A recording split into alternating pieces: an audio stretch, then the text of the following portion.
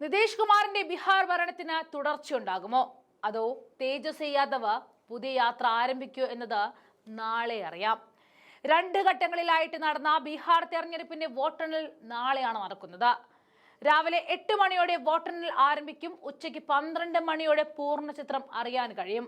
വോട്ടെണ്ണലിനുള്ള എല്ലാ ഒരുക്കങ്ങളും പൂർത്തിയായ ഈ നിമിഷത്തിൽ രാഹുൽ ഗാന്ധി 2024 ലോക്സഭാ തെരഞ്ഞെടുപ്പിന്റെ CCTV ദൃശ്യങ്ങൾ ജില്ലാ തിരഞ്ഞെടുപ്പ് ഓഫീസർമാരുടെ പക്കൽ ഇല്ല എന്നും നശിപ്പിച്ചു എന്നും വ്യക്തമാക്കുന്ന ഡൽഹി ഹൈക്കോടതിയിൽ തെരഞ്ഞെടുപ്പ് കമ്മീഷൻ നൽകിയ സത്യവാങ്മൂലം പരാമർശിക്കുന്ന ഒരു മാധ്യമ റിപ്പോർട്ട് പങ്കിട്ടുകൊണ്ട് കുറിപ്പുമായി എത്തുകയാണ്. ബീഹാർ അടക്കം സംസ്ഥാനങ്ങളിൽ വോട്ടുകൊള്ള പരാതികൾ ഉന്നയിക്കുന്ന കോൺഗ്രസിന്റെ മുമ്പത്തെ പോസ്റ്റും രാഹുൽ ഗാന്ധി ഉയർത്തിക്കാണിച്ചു. വിവിധ സംസ്ഥാനങ്ങളിൽ റിപ്പോർട്ട് ചെയ്യപ്പെട്ട ക്രമക്കേടുകൾ ഒരു വ്യക്തി ഒരു വോട്ട് തത്വത്തിന്റെ ലംഘനമാണ് എന്നും വോട്ടുകൊള്ളയ്ക്ക് ഉദാഹരണമാണിതെന്നും കോൺഗ്രസ് നേരത്തെ ആരോപിച്ചതാണ്. ഓഗസ്റ്റ് മുതൽ BJPയും തെരഞ്ഞെടുപ്പ് കമ്മീഷനെയും പ്രതിക്കൂട്ടിൽ നിർത്തി വോട്ടുകൊള്ള ആരോപണം ഉന്നയിച്ച 3 വാർത്താ സമ്മേളനങ്ങളാണ് രാഹുൽ ഗാന്ധി നടത്തിയത്. ബീഹാറിൽ ആദ്യഘട്ട വോട്ടിംഗ് ആരംഭിക്കാനിരിക്കവേ നവംബർ 5 നടത്തിയ വാർത്താ സമ്മേളന വേദിയിൽ 2024 ഹരിയാന തെരഞ്ഞെടുപ്പിൽ BJP ജയിച്ചത് വോട്ട് അട്ടിമറിയിലൂടെയാണെന്ന് രാഹുൽ ആരോപിച്ചു. ഹരിയാനയിലെ വോട്ടർ പട്ടികയിലെ 2 കോടി വോട്ടർമാരിൽ 25 ലക്ഷത്തിലേറെയും വ്യാജ വോട്ടർമാരാണ് എന്നതായിരുന്നു രാഹുലിന്റെ വെളിപ്പെടുത്തൽ.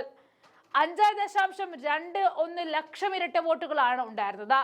93,174 വോട്ടുകൾ വ്യാജ വിലാസങ്ങളിലാണ്.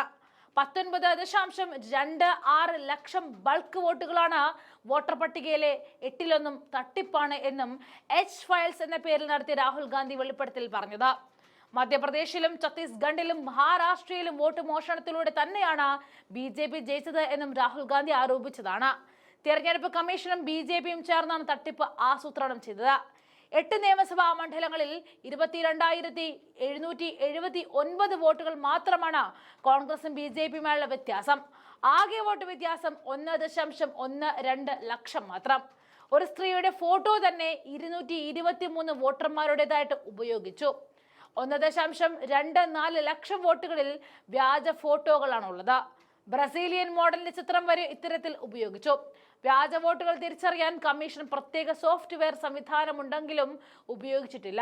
BJPയെ സഹായിക്കാനാണിതെന്നും പോസ്റ്റൽ വോട്ട് എണ്ണിയപ്പോൾ ഹരിയാനയിലെ 73 മണ്ഡലങ്ങളിൽ കോൺഗ്രസ് മുന്നിലായിരുന്നുവെന്നും BJP 17 മാത്രമാണ് ലീഡ് ചെയ്തതെന്നും എന്നാൽ ബാലറ്റ് വോട്ട് എണ്ണിയപ്പോൾ BJP 48 സീറ്റ് നേടിയെന്നും ചൂണ്ടിക്കാണിച്ചുകൊണ്ടായിരുന്നു രാഹുലിന്റെ പ്രധാന ആരോപണം.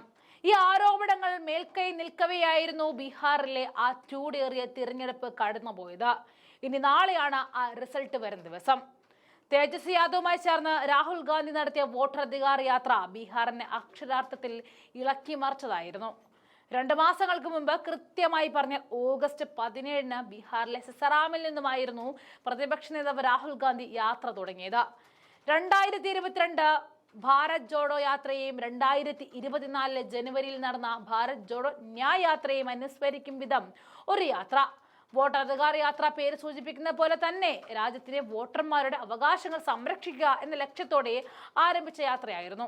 BJP നടത്തിയ വോട്ട് മോഷണവും തെരഞ്ഞെടുപ്പ് ക്രമക്കേടുകളും തുറന്നു കാണിച്ച് ആ കുറ്റകൃത്യങ്ങളിലെ തെരഞ്ഞെടുപ്പ് കമ്മീഷന്റെ പങ്ക് വെളിപ്പെടുത്തിക്കൊണ്ടായിരുന്നു രാഹുൽ ഗാന്ധിയുടെ യാത്ര.